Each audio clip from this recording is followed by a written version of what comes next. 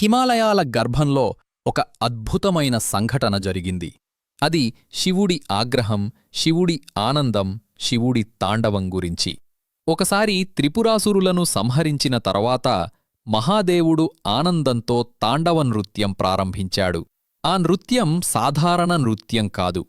అది సృష్టి, స్థితి, లయలకు మూలం. ఆయన జటల్లో గంగమ్మ వాలుతూ ప్రవహించింది.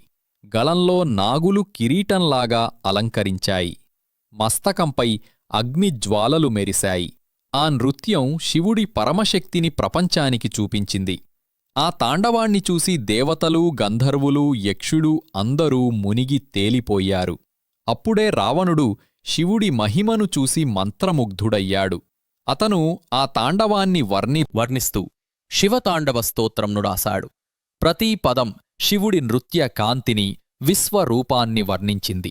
ఈ స్తోత్రాన్ని పఠించిన వారికి శక్తి, విజయం, భక్తి లభిస్తాయని నమ్మకం.